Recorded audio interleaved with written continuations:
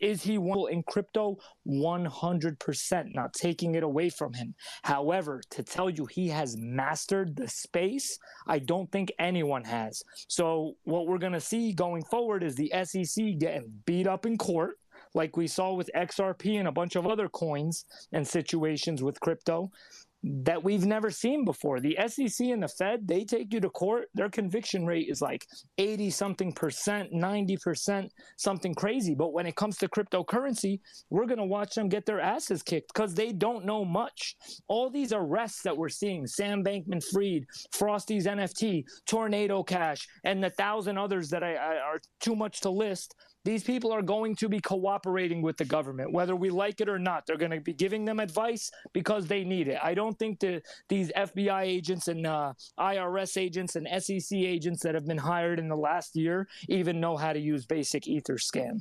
So they're going to need help and stuff like that. We're going to need our people to fight. So we need the right people in place. Again, lobbying, passing bills so that this regulation works a little in our favor.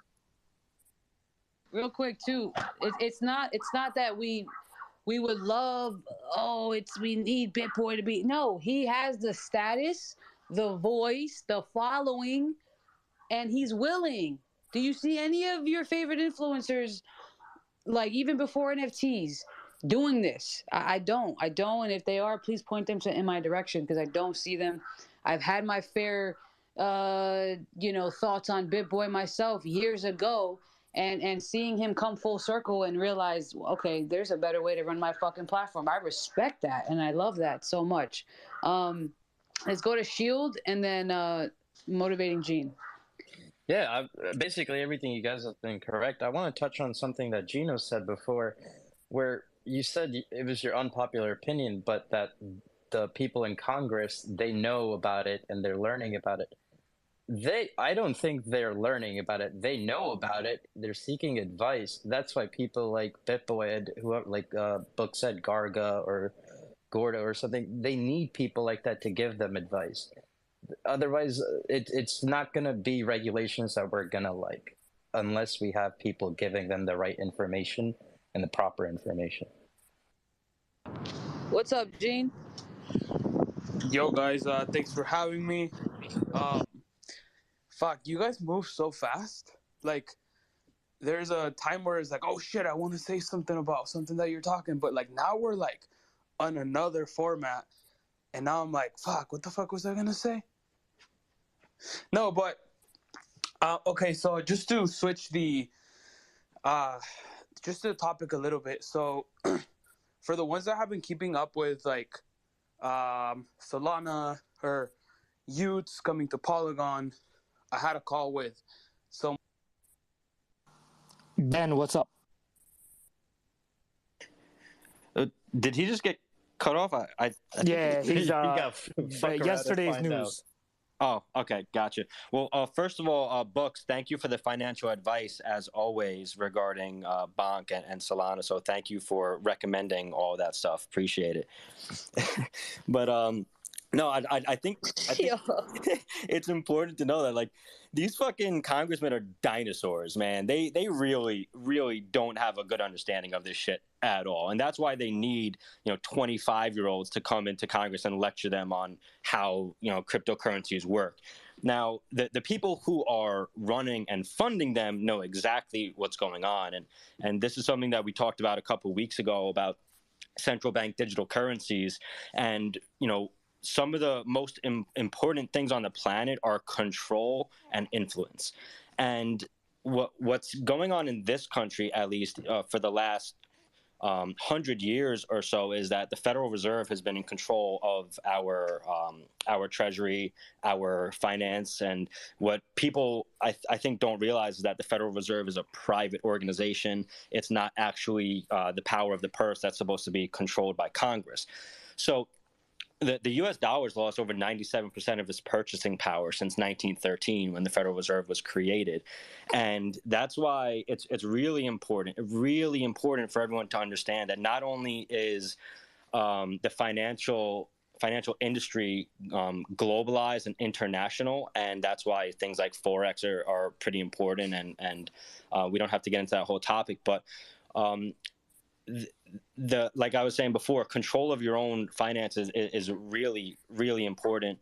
And the central bank digital currency is just another example of how they're trying to pretend they don't know about something so they can say that, you know, crypto causes harm, while at the same time introducing something that they're fully in control of. So there are a ton of dinosaurs, and you're going to see the people who are running these committees that are getting up there 80, 90 years old, taking their Viagra when they get off stage, and, you know, not really even knowing where they are. But they do have a bunch of clerks, and they have a bunch of outside resources who are basically funding them. That's why people are in Congress for decades. And when we talk about what it's like to have a government ruling over you, it's important as ever to have as much sovereignty as you can.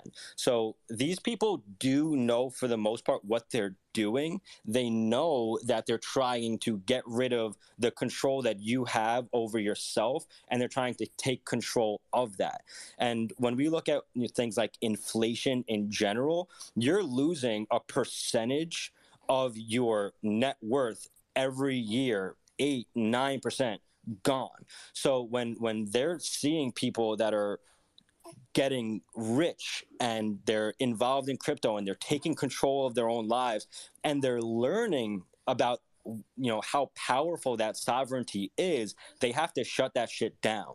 So it's awesome that we have so many people coming into this space, really wanting to learn and understand what's going on behind the scenes. But we need to be able to band together. And so someone like Bitboy, who knows this shit, you know, it really doesn't matter, you know, at the end of the day, what your, you know, minor grievances with him are. If you don't like how he yells, or you don't like, you know, a coin that he pumps, we do need people like that advocating for our sovereignty. For guys, our- I'm gonna say something that you guys are gonna be like, what the fuck? I would rather Bitboy than Vitalik. I'm gonna repeat myself. I would rather Bitboy do this than Vitalik. Vitalik is not for us. Vitalik is for Vitalik and the Ethereum Foundation, and everyone in here needs to understand that. Vitalik lobbying, Vitalik pushing and working on passing bills for crypto regulation is just as bad as A16Z. Actually, it is worse. So we need to remember that. Bitboy is closer to us than Vitalik is, just to throw it out there. Guys, there's a way I like to catch influencers in a lie when they come in and, my name is Paul. I made $10 million in 2017 on Coinbase.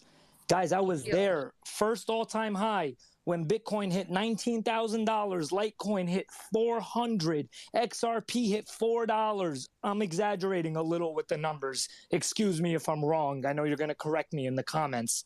And Ethereum, everything pumped. I was sitting there for 3 days on Coinbase, Paulinex, Binance, clicking sell. My whole group chat was sitting there clicking sell. We could not sell. These exchanges were playing games back then while the whales were exiting at the top. I watched my Litecoin tank down to 190 before it would let me sell. And same with the entire group chat, same with my whole Instagram and Twitter timelines. No one was able to sell. So how did you make your money on Coinbase, my friend? Regardless of that, they've been screwing with us for so long. How much more are they going to screw with us in the future, right? When this regulation comes, if we're not fighting that fight. So this is why I say what I say, guys. Guys, cryptocurrency is not a United States thing, unfortunately, right? To the government. It's a global thing. Say, guys, whatever they do, it's going to screw us here, and others are going to flourish. So this is such an important thing, like it's not even funny. This is what we should be talking about. This is this type of stuff we should be fighting about, not who promoted what exchange or who promoted what coin and got paid. I can care less. That's only gonna get worse. As those influencers, that's the bubblegum hustlers on Instagram and TikTok that tell you swipe up to change your life, blah, blah, blah. As they start coming to this space, you're really not going to like it. When this space gets mass adopted, you're going to see it everywhere. There's nothing you could do to stop it. And believe me, all the influencers are going to go to jail. Read up on the crypto, Ethereum Max crypto token, Kim Kardashian and Floyd Mayweather, and look at how they beat the SEC and got paid for promoting the coin.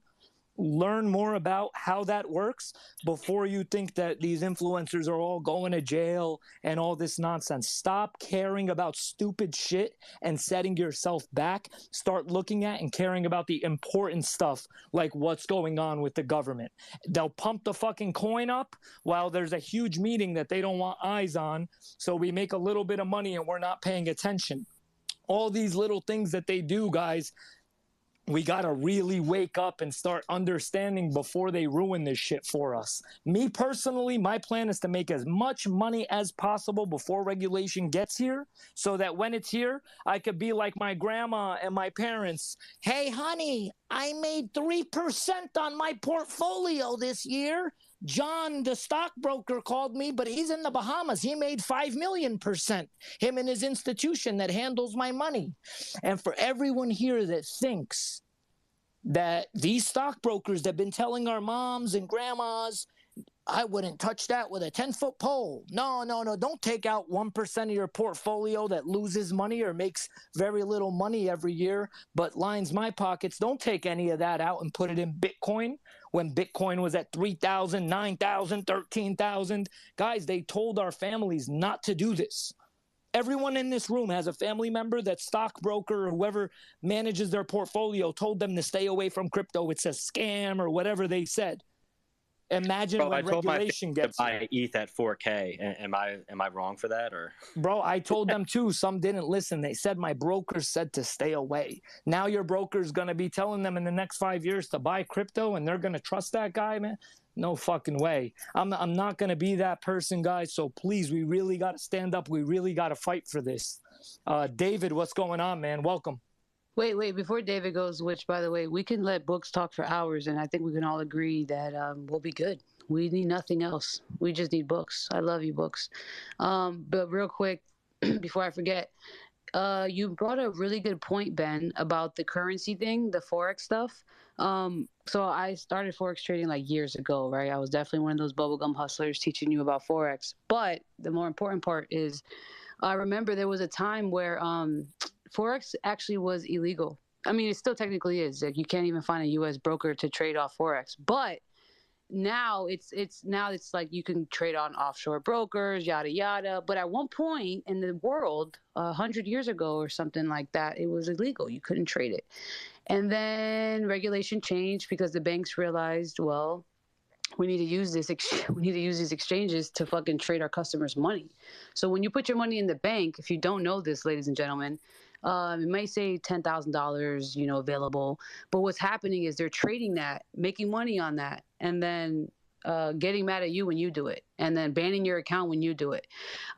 So the regulation thing, I'm not gonna lie, I've really been, okay, fuck, we're gonna be fucked. We can't buy a lot of crypto. But what if it goes to like the currency rules where we can only do it off of certain fucking exchanges? We'll just continue to do that. I just wanted to add that. I think that's what will end up happening. We'll have to just when Coinbase adds a section when you want to buy $500 or over $600 of Bitcoin, and you have to tell them every single time why you're buying, why you're selling. They're going to stop using it. Everyone's going to stop using it. Exactly. In my opinion. But yeah, David, go ahead, King.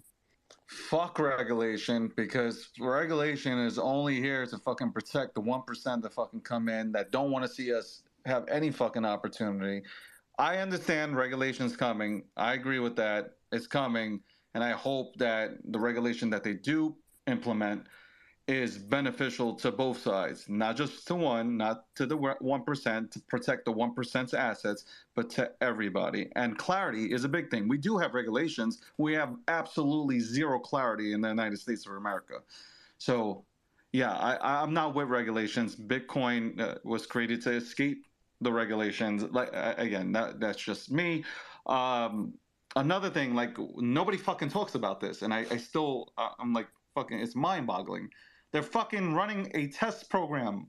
Okay, the biggest banks with the New York Fed have been running a 12-week digital dollar pilot, and nobody talks about it. It's not. We're too busy talking about Sam Bankman-Fried and his fucking world tour on Twitter Spaces, all that other shit. But meanwhile, Wells Fargo, the biggest crooks on the planet who consistently get fined every single month for doing some shady shit, are a part of this program to go ahead and see if the digital dollar can be installed. This temporary program, which is all bullshit because income taxes were temporary also. But that's in play. That's in play right now. And nobody, again, I'm going to repeat, nobody is fucking talking about this. I'll give back the mic to you guys. Nah, I agree with everything you just said, bro. 100% agreed. Tech Rabbi, what up? Just got finished with a splendid 30 minutes of Miami traffic. I love that podium speech books. When you get riled up and you get on a roll, it's golden. It's golden.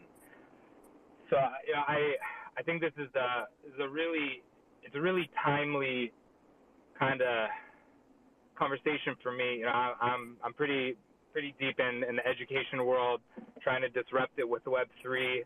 Really thought, early last year that we were onto something crazy.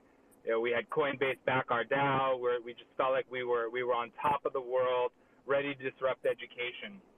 The reason I mention it is we're about to enter into what we call standardized test season. And I think that, Web3 has an opportunity to really kick education in the face. It blows my mind that I could sit with seniors in high school who are, asking me how they can be famous on TikTok, or, schools that are worried about how students are going to use ChatGPT to cheat on their 5-paragraph essays, and they don't know how line of credits work. They don't know how credit cards work.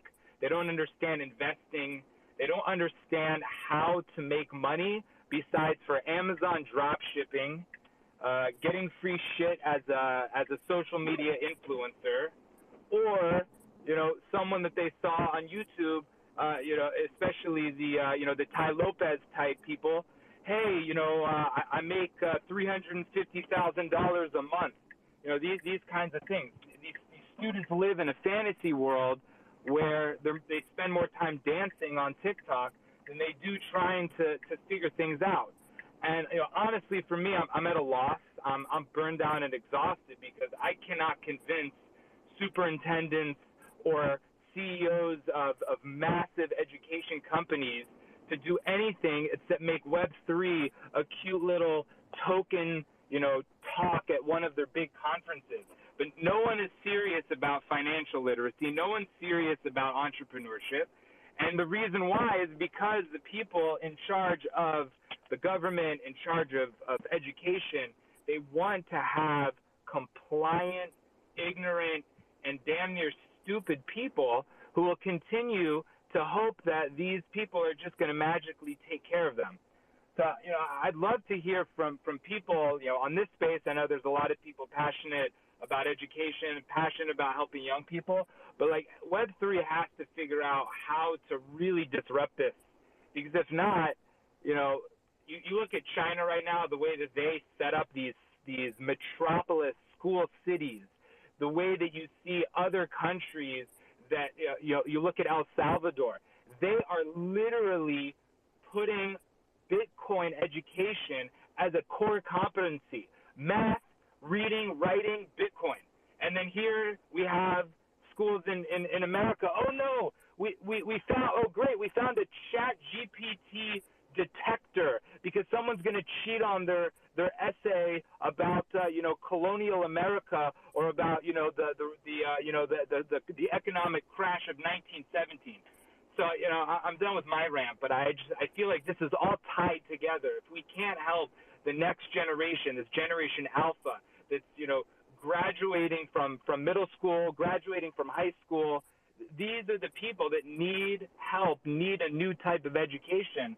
And the people that are in it with the heart in education, we can't do this alone. And it's not just about the heart, it's not just about the money, it's about leveraging the tech and the opportunity, the community power to really, disrupt this. So I'm gonna shut up now, but I love all you. This is the best Twitter Spaces on the internet. No question about it. Man, appreciate you so much, Tech Rabbi, and I agree with everything you just said, man. That's a straight facts, and we really, really have to step up, guys. All these, again, project founders, whether it's the DeFi space, whether it's the NFT space, they're so quick to force marketing down our throats. They're so quick to get influencers to shout out their project and tell us how they're going to airdrop us or whatever it is to monetize. But where is it on the white paper or roadmap that they're going to be lobbying or doing political campaigns with these politicians and putting bills through and working on getting people to put bills through to benefit this space, guys? We really have to be on their asses. There should be 100 people rallying with Bitboy. Hey, Books, I challenge, it doesn't even have to be, the big people, even though those people really help. Like, I challenge everybody, in the listeners just to hit up your local government. If little old me could get a hold of my local county in California and set up meetings, I'm just a music producer, man. Like, yeah, I do stuff in Web3, but I don't have, I'm not these huge ass influencers. I just was like, there's no crypto board here in Northern California in any county. And I know there was mad art endowments that haven't been picked up that I would love to be able to allocate to people or something in Web3. There's literally millions of dollars in each county and state just sitting there, just fucking rotting away from COVID. The COVID bills gave us art endowments that we're not even fucking using because people don't even know they exist. So the more we can get involved on a local level, that's going to, that makes it on the next level, the state level. Then that's going to make it on the, the whole country's level. So it has to start with literally your county, and especially everyone that's in big counties like Book said, LA, you in New York, you're in Miami-Dade, these huge, counties where there's probably already a board or people talking. That's where you need to get involved. Like, the shit is free. Just make some phone calls, literally tomorrow morning, make 5 phone calls, try to get a little bit more information, and then tap in with all the people that rock with Web3, in your local community, see if they want to do it. I found out some people work for the Sac County government that are Bored Apes. I was like, what the fuck? No way. So they tapped me in instantly. Boom. Now, now we're having meetings after the November election. So if I could do it and tap in with some Bored Ape homies, anyone could tap in. And if you really want to just go straight to the source, Mayor Shreve, the mayor of Reno, we always shout her out.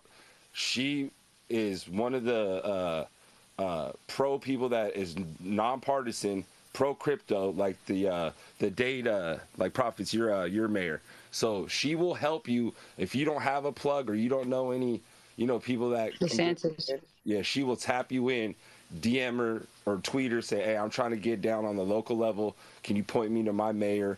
Or put that email together for us. She will do it. Mayor Shreve of Reno. If you need her just DM me. Guys, looking back at every single Fed meeting, right? I shit you guys not, right? The Ukraine war was supposed to be the end-all, be-all for crypto. ETH was at like 3,000 during when that whole beef started or when tension started to rise. It dumped to $2,800 or around that range. Pumped right back up to 3,000. The war did nothing. Actually, civil wars and bad situations have been very beneficial to crypto over the last decade, just to throw that in there. That didn't work. And then we heard for the entire month of March and April that there was this big Fed meeting in May that was going to be the end-all, be-all for crypto. Big Fed meeting comes. I think we rallied, guys. We didn't even dump. What dumped us was the Luna rug a few days later. And then we had a little bit of relief in between, some more Fed meetings. They tanked us down to like $700-800. Then there was going to be this other Fed meeting where the end of month numbers were going to come out. I think it was in July. we pumped, like it felt like it was overnight. Ethereum went from like $700-800 to $2,000. I think it was within a week. They tried everything, man, to FUD the living hell out of crypto with these Fed rate hikes. Mt. Gox is going to release. The second that Powell opened his mouth that day, I'll never forget it. I was on this space saying, guys, Powell's talking tomorrow. Something very bad is going to happen. The second that he opened his fucking mouth, all the headlines came out. Mt. Gox to release $3 billion of assets. Coinbase unlocked staked Ethereum. I don't even think the people from Mt. Gox have yet to receive their fucking funds. They dropped that news to cause panic and fear, like straight FUD, fear, uncertainty, and doubt.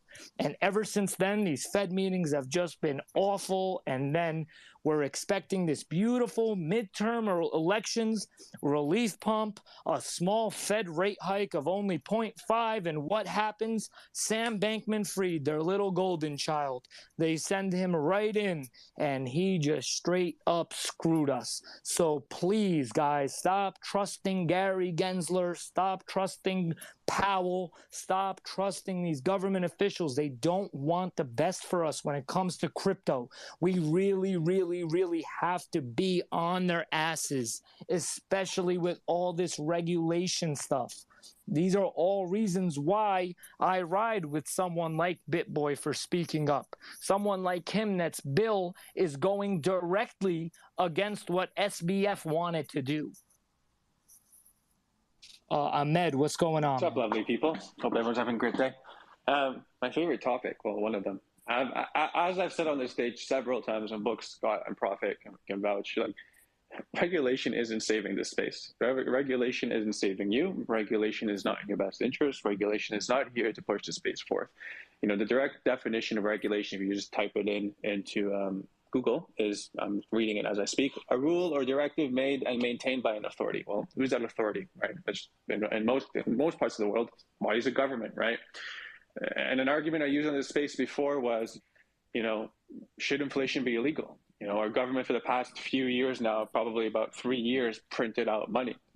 The stock market's down from 2022 year end, beginning to end, is about down 30 to 35%, right? Stocks like Tesla are down 70% to date.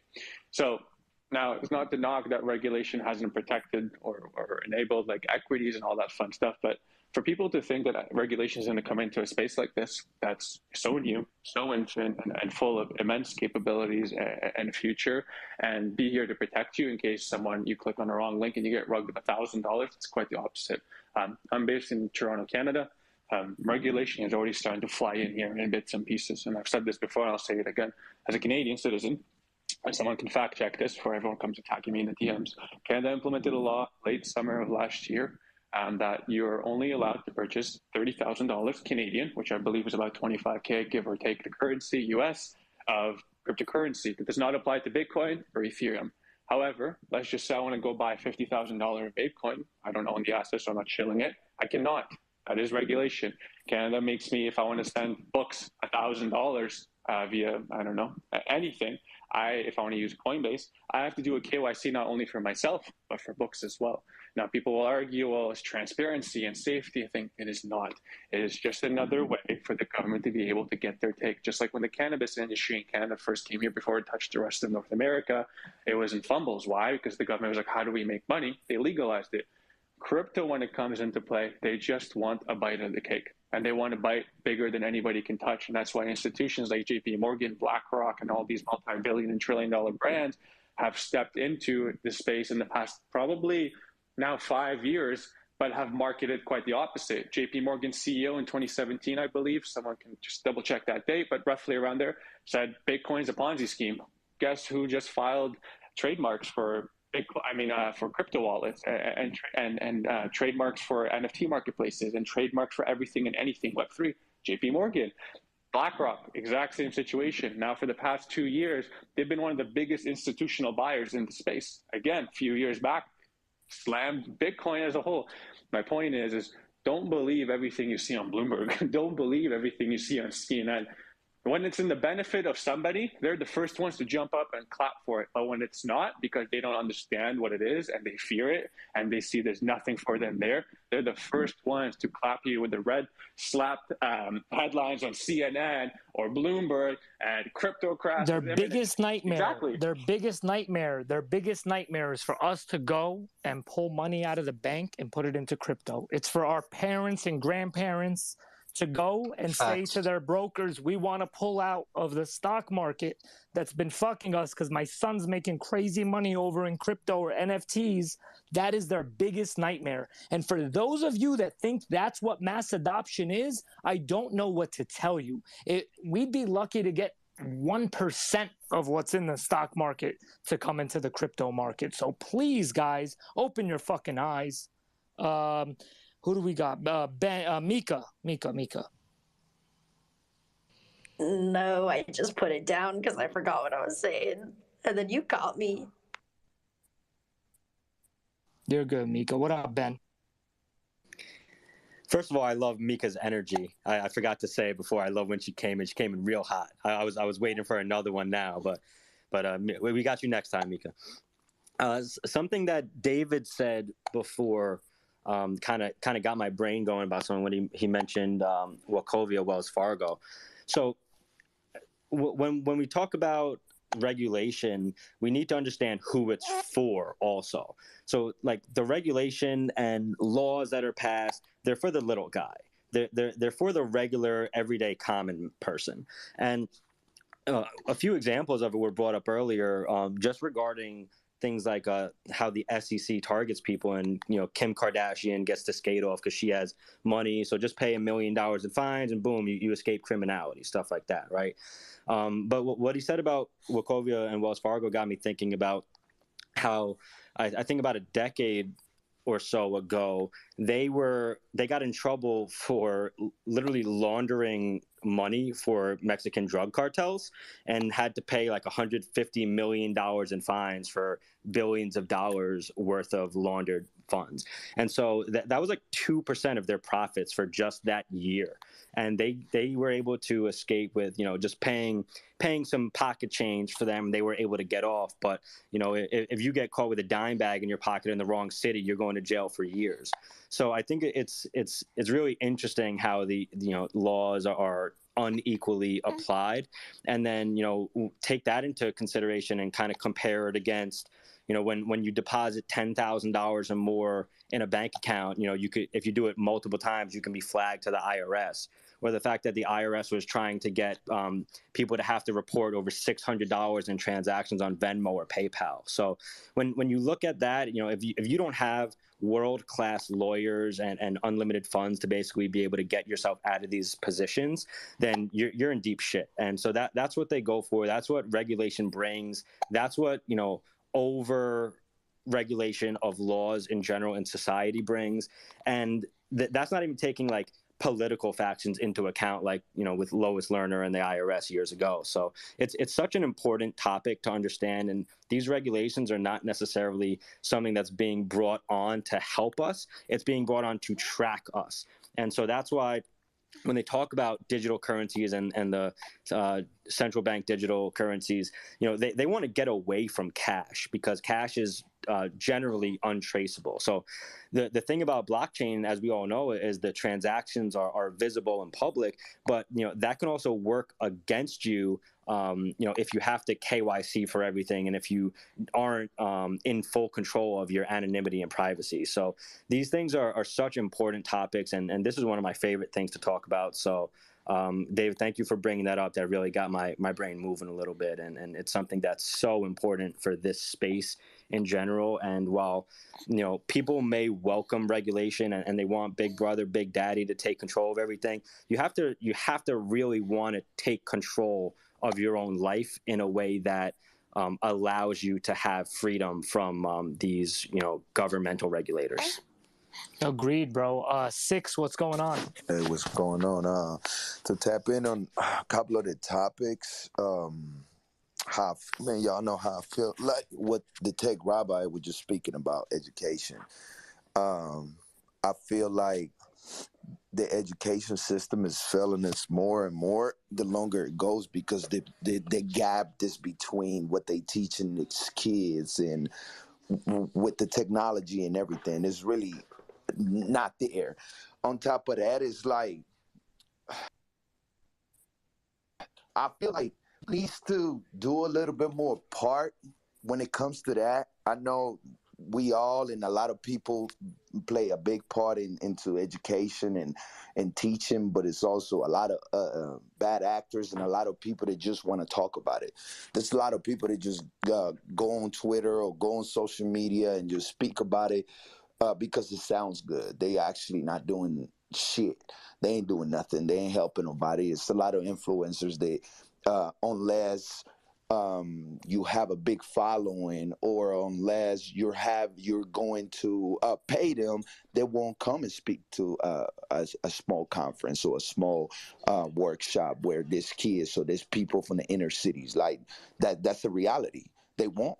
Like they feel like, oh, why would they not? What would they? Nah, I don't know. I don't have time. But guess what? If it was Bitcoin or some scammers event where they giving them some money, or they give them anything, they paying their entire way. They rushing to get there. So we have to really try to figure it out. How can we not only call that out, but just keep people honest? Like if motherfuckers want to help, like help.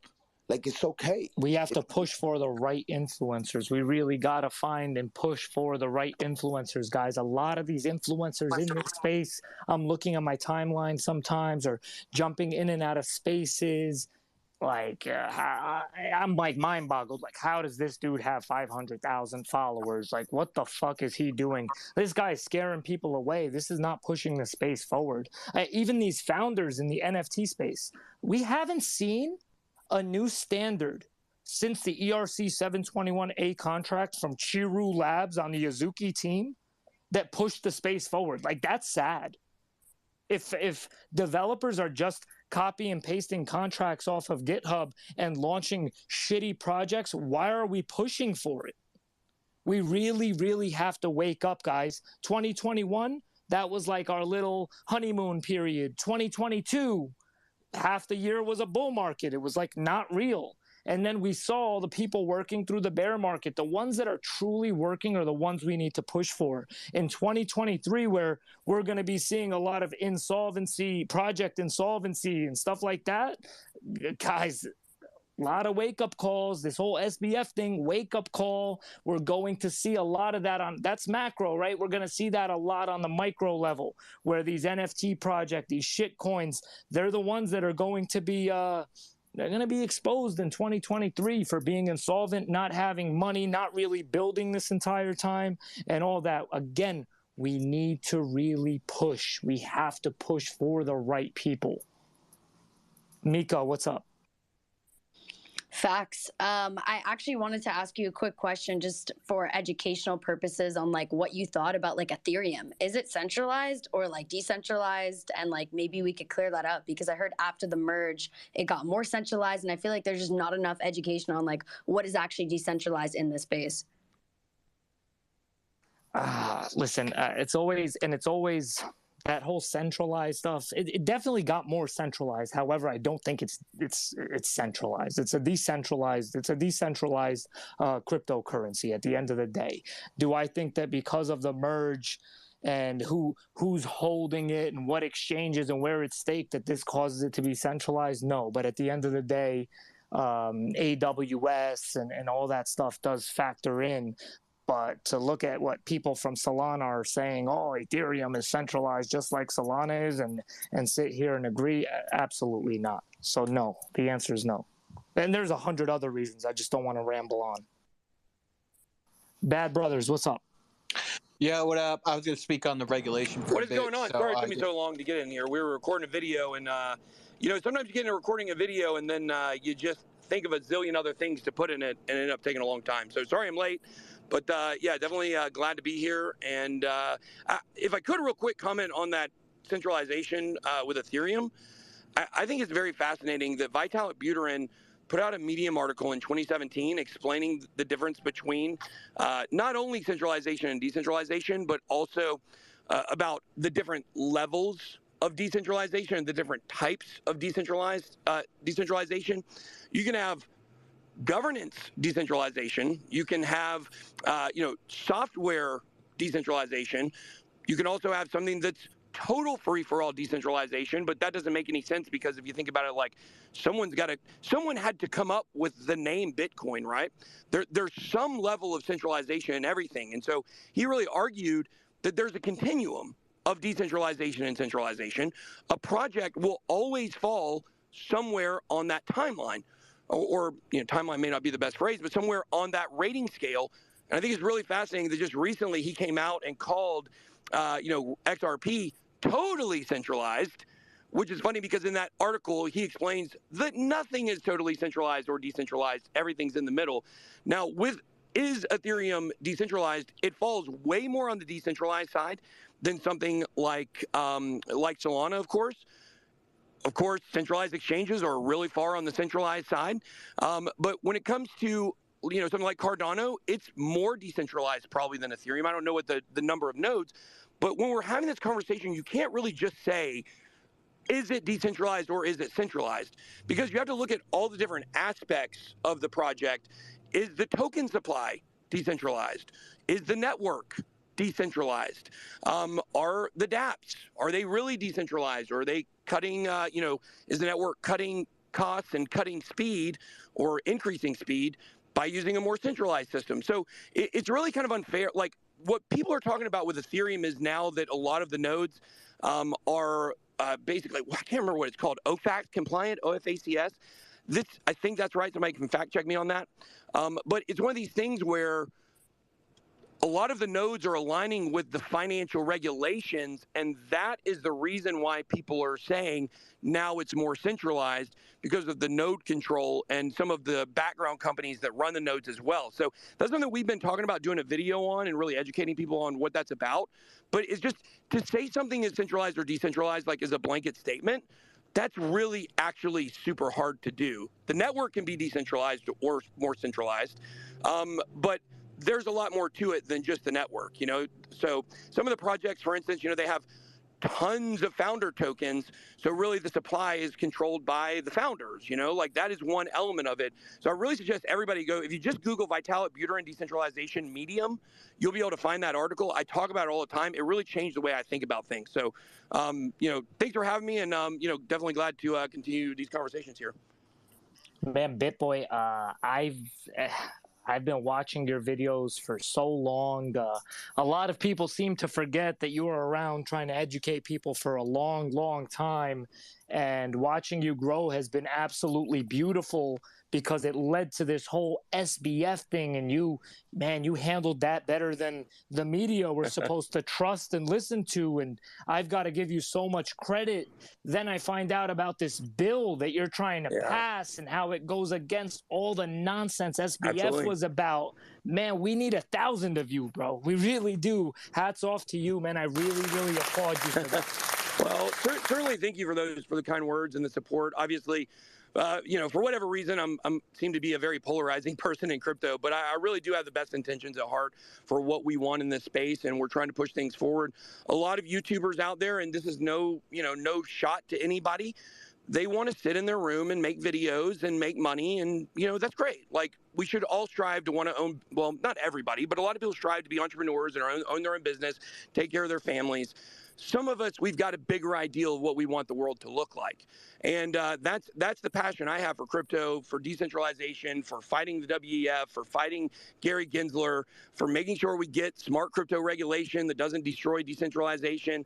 Like, I think these are all things that I want to fight for, and I want to go out there and do it not just in word, but in action as well. And, our community, the Bit Squad, has been absolutely phenomenal with, helping us and following us along this journey. And, the SBF stuff still isn't done. We've got a lawsuit in the Bahamas. What we're trying to do here is we are trying to, there's $300 million to $1 billion worth of property in the Bahamas that is not on the bankruptcy. So that's our latest battle, is suing, trying to figure out a way to bring that money. I don't think we can bring it into the law, bring it into the bankruptcy. And even if we did, what's going to happen is the big players, the companies, are going to get paid back first, right? So what we're actually trying to do is win the property outright, liquidate it, and then use that money to pay people back. So hopefully we'll win. We think we'll win, but this is the kind of thing that we're out here doing and fighting. And you know, when we say we're the people's channel and we're out here fighting for folks, like, we literally are doing it. So, you know, thanks for all the support, and you know, definitely glad to hear that you've been watching my videos for a long time, because we've gone through quite the evolution over the last couple of years. No, man, it's been awesome. It's super cool too that you're a Bored Ape. I met you at the Somewhere Nowhere event at Ape Fest. It's funny, all these people that have so much to say on Twitter don't have much to say when Bitboy's standing there by himself. They want pictures. They want pictures, yeah. Exactly. So that was freaking awesome. And dude, man, we welcome you. We're super excited. And this bill that you're passing to fight people like Gary Gensler, Elizabeth Absolutely. Warren, all this nonsense that we've been seeing, it's freaking beautiful. Anything we could do here in the Web3 NFT space to support that, I'm all for it. Yeah. I want to get to some of these hands.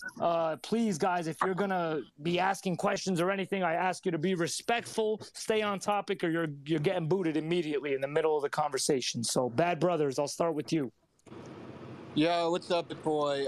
What do you call it? I just had a question on the legislation you were working on. Like, who you working with on the Hill? Are you working with Cynthia Lemons? I know her. She's got the Rothbardian on her staff.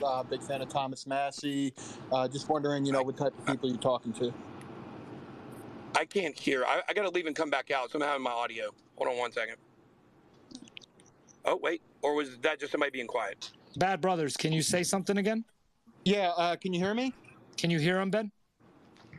I can hear again. I couldn't hear anything for a few minutes. You couldn't for about 20 seconds. Oh, okay. All right. I was asking, you know, you're working on this bill. Let's see here. No, you can't hear him. I'm gonna remove Bad Brothers. Yeah. And guys, if you're on this stage, please raise your hands. I'm gonna start with Benjamin. Yo, what's up, Bitboy? First of all, awesome name, Ben. Really love it. Really love it. Thank you. But I wanted to talk not so much about the regulation itself, because we have been discussing that for a little bit recently, but I just wanted to ask if you can give a little insight on why you got into crypto in the first place. Just because, like, I know you've been in for so long, and people getting in now typically you know, see the dollar signs and see all their friends making money and stuff like that. So I was just curious, like, what initially got you into joining the crypto revolution? Yeah, so, you know, pretty interesting the way things all happened for me. I mean, I bought Bitcoin, you know, my first purchase was 2012. December, it was $450. It was 37 Bitcoin. So, you know, people hear that and they're like, oh, man, that's amazing. You know, you're lucky you got rich and stuff. Well, that's not what happened. I was actually using it to buy a software. Everybody that was buying Bitcoin back then to pay for something was Silk Road. Somehow, you know, I basically got loopholed into buying a software with it. And a guy in Ukraine, he probably is a billionaire now.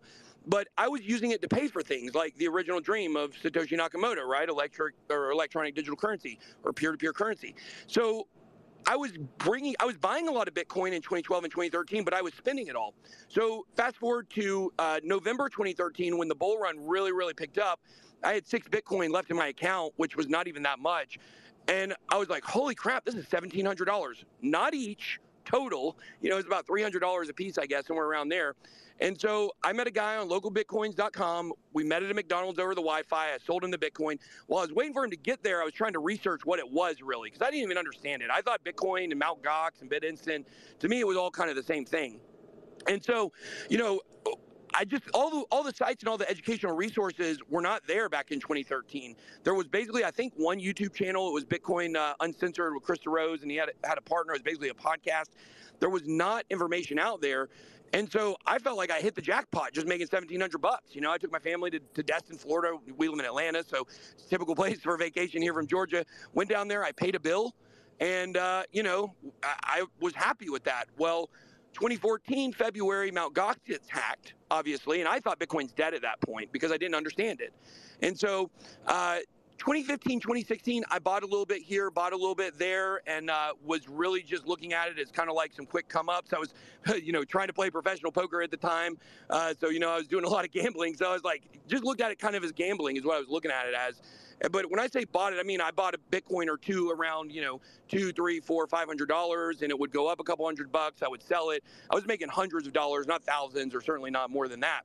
And so 2017 comes around, and I realized what an idiot I am. I had the opportunity of a lifetime, like right in front of me for years, and I just didn't recognize it. And that's why we're so big on education in the space. I've got a book coming out, Catching Up to Crypto. If anybody's interested in that, we publish on January 12th.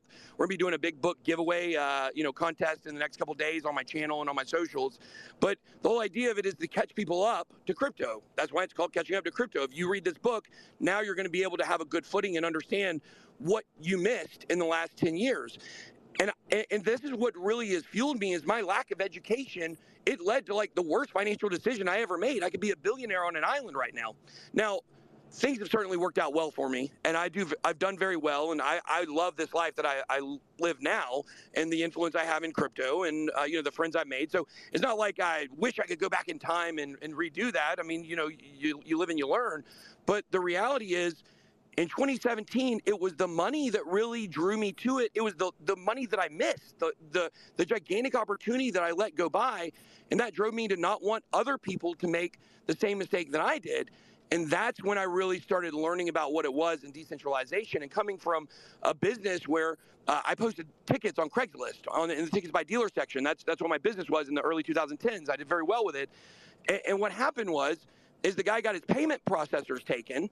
And he ended up having to take Bitcoin. Well, somewhere there in the middle, they changed the rules on my section from 3 ads to $5 an ad. I was posting 800,000 ads a day on Craigslist in the United States and Canada. So obviously that math doesn't really compute. And so in one fatal swoop, a centralized company made one decision that took my income down 50%. Consistently over 7 years to where it wasn't even worth running. I mean, at my peak, I did 350K in a year. The next year, I did under 200. The year after that, I was under 100, and I was just barely fighting to survive after that. And eventually, I folded it. You have the YouTube shooter, the woman that went to YouTube because they demonetized her, and she started opening fire. Certainly, that's not okay to do. Don't miss this message here. But the point is, the reason she did that is because she was so frustrated that they wouldn't even tell her what she did, and she couldn't talk to a human, that she took action into her own hands. I had similar feelings with Craigslist. Like, they totally changed my entire business and my livelihood from one decision that they didn't ever have to answer for or be held accountable for. And seeing that in real life and how that affected my family and my business, when I really started understanding about decentralization and how centralized that all of our social media platforms are, that's really what drove me further into the philosophy of crypto and understanding that it may not be the thing that saves us from the World Economic Forum or Great Reset or whatever is coming, but it's the only chance that we have, in my opinion. So I think that when we do have a CBDC, obviously it's going to be a walking neon sign for Bitcoin. And I think, I'm very interested to see how all that develops, but that's what really got me passionate about the deeper stuff in the space. Awesome. Thanks, brother. Absolutely. And great name to you, too. It took me a second to get that joke, by the way. Savage, what's going on? Yo, thank you for calling on me. And Bitboy, I just want to say I've watched your videos since day dot. I really appreciate the content you've put out. And obviously some people have, scruples over some of the stuff. But if you're going to do your own research, you can do with it what you want. I just want to ask you about XRP. I know you're a big fan of the coin. Right. What's your opinion on the fact that oh, sorry, I'm getting a bit of an echo. Am I broken? You're good. You're good. I was just going to say, what's your opinion on the option of burning all of the locked up XRP that's been suggested? Is that something you think would be beneficial for the project? I know you've spoke about it on your channel, but just for completeness, yeah. Yeah, so I think when it comes to XRP, I put out a really good video last Wednesday if people want to go check it out. I get a lot of questions about how I can say what I just said about decentralization and how much we hate banks and World Economic Forum. And of course, Ripple is partnered with the WEF. And of course, people know them as the banker coin, right? And I put out a really good video that explains exactly why I support Ripple, why I support XRP, why I'm a member of the XRP Army community, and how I handle those kinds of conflicts of interest. So if people have those kinds of questions, very interesting. This is the first time I've ever addressed that stuff. I think people should go check that video out. It was just me in my car talking about it. I think it's like 10 minutes. When it comes to what's going on here, like I think you're talking about, did you say burning XRP? Did you say, or are you talking about the buyback?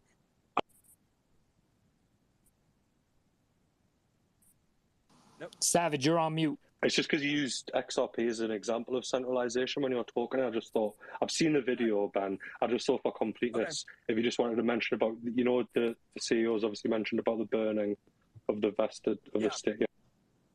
Yeah, so I'm not sure about the burning, to be honest with you. I haven't heard too much about that. I think that really what it boils down to is that when it comes to banks, they're still going to be around, and the XRP community is really strong. We've got the SEC going after them. Of course, everybody knows I hate the SEC. I hate Gary Gensler. Maybe after Gary Gensler goes, I can make nice with the SEC. We'll see what happens. But the whole thing is, what we're trying to do with Ripple is take advantage of the fact the banks are going to be using it. A lot of the people that are anti-Ripple, they're using talking points from 2017 and 2018. And really 2019. I think it was late 2019 or early 2020 when Ripple rebranded their products. The talking point used to always be that they were going to have these products XVIA, XCurrent, and XRapid, and the banks were going to be able to use those products without settling an XRP. Well, in 2019 or early 2020, somebody can fact check that, they rebranded their products into ODL and RippleNet. And now they have a rollout program for these products. These products, when you use them, they have to settle an XRP. So really, to me, it doesn't make sense to burn XRP because these banks are going to need a lot of liquidity to be able to, use these products for, RippleNet and ODL. Now, when you have to settle it in XRP, that means you've got to hold a bunch. That's why the United States is so powerful with our reserve currency, because the banks have to hold dollars. Well, now you're saying the banks are going to have to hold XRP. And there will be a lot of people who say, oh, well, they're not going to do that. Bank of America has already said they're waiting to see what's going to happen from this lawsuit to be able to determine whether they're going to use it or not. They basically got some backroom deals to use it once the case is over. And I think all the banks, if you look at around the world, with what they're doing in terms of signing up for these products, especially in the Middle East, North Africa region or the MENA region. When you look at what's going on in the APAC region, the Asian Pacific, what you're seeing is banks everywhere, despite this case, are signing up, except for in America. And so there is a lot of confidence that it's still going to work. The case is going to come through, and that banks are going to be using it. And what people fail to understand when they pick apart Ripple is that the XRP token is not what makes it valuable. Okay, XRP is not what makes Ripple valuable. What makes it valuable is, I don't know the right word or the right phraseology to use for what banks use internally for systems, but you can look at it kind of equivalent to a POS or a point of sale system in a retail store, right? I can't remember the name of the one. I think it's like NC something. It's the one that Jack Mallers was talking about with the Bitcoin Lightning Network app and being able to spend NCR, I think it's called. It's the number one point of sale system. All of these different retail stores use it, right? Well, that's what Ripple's trying to create for banks. They're trying to create a software, they've already created it, to where the banks are going to be able to all be interlinked, all use the same system. There has not been anything in the banking world, innovation-wise, in the last 40 years to the way the banks do business at the core. And so this software that they've created to be able to link these banks together and do the different cross-border transactions and all that stuff, it's the software that's so incredibly valued, and it's going to make the world economy, run much more efficiently, because it's a network of value, as opposed to Swift, which is a network of information, where then later on you've got to do the work and actually send the money. With XRP, you just send the money. Of course, you also have XRPL for those people that are, they still, whatever, it's a centralized company, they don't want to support it. Well, the XRPL that's got a robust, that's what my XRP Punk or XPunk, that's what my profile picture is right now on Twitter. It's a bustling community, tons of NFTs on the XRPL.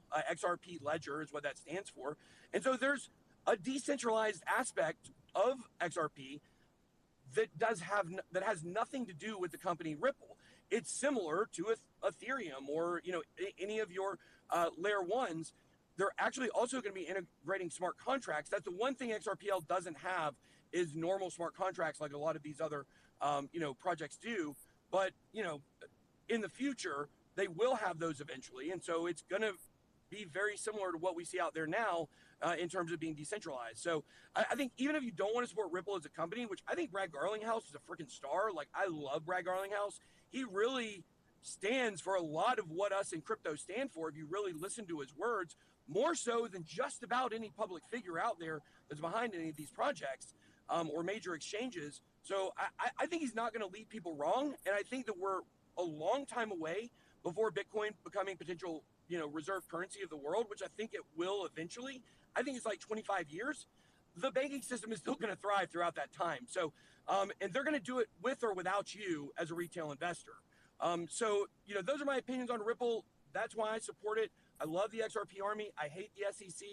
And really appreciate the XRP Army for accepting me as a member. We joke and say I'm the supreme master and commander of the XRP Army, but there's plenty of other great people out there in the space. Solomon, John Deaton, Jeremy Hogan, tons of other people, Mr. Intuitive, tons of people out there. Digital Perspectives, Digital Asset Investor. All these guys are really key and integral in pushing a lot of these narratives about XRP, especially where it has to do with SEC corruption. So, this will be the year, I think, we finally get the settlement, and just excited to see where it goes from there.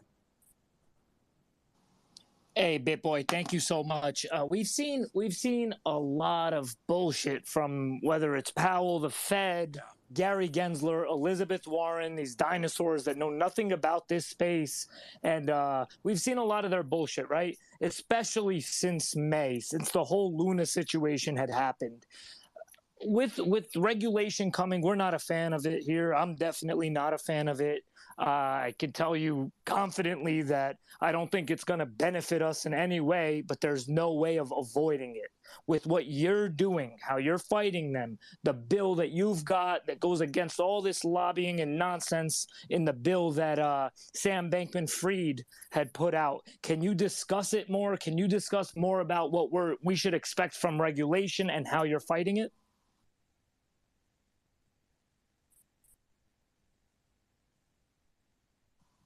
Damn, I think you're on mute, Bitboy. We can't hear you. Bitboy, can you hear again? Sorry, I cut out right where you said that we're putting up with a lot of stuff from Gary Gensler and Elizabeth Warren and these dinosaurs. That's where it cut out for me. So sorry about that. Can you hear me good now? Can you hear me now? Yeah, I can hear you now. I have to drop my kids off at baseball practice. Perfect. So, driving around. Nah, man. God bless you guys. So with all this regulation that's coming, I'm not a fan of it. I'm not a fan of it at all, but I know there's no avoiding it. And with SBF and what he was doing and how you've got this bill coming out to kind of go against his, can you speak more to it? Like what we should expect from regulation and how you're fighting that? Right. So the funny thing is his was actually a reaction to mine. It wasn't the opposite. So we sent our bill to funding for FTX before we knew, and that's actually how we uncovered everything. And I've told this story a lot of times. We sent it to SBF and Brett Harrison, our bill, and then they sent it to Mark Wetjen, who was former CFTC commissioner that was on that email thread with Berkovitz that had to step down for the bribes and all that. And they sat on it for 3 weeks and tried to sabotage our bill. No one heard anything about SBF going behind the scenes with senators until that 3-week period in between the end of August and the beginning of September. They got our bill and they said, oh no, because we sent them who our backers are. We can't talk publicly about who our backers are yet, but they're major political figures on both sides of the aisle, along with a major lobbying company. They saw that and they said, oh, he's not playing games with this. They're really like, this is serious. And that's when they started going behind the scenes. Of course, they were already lobbying with the CFTC and with the SEC. We know that going back to 2021.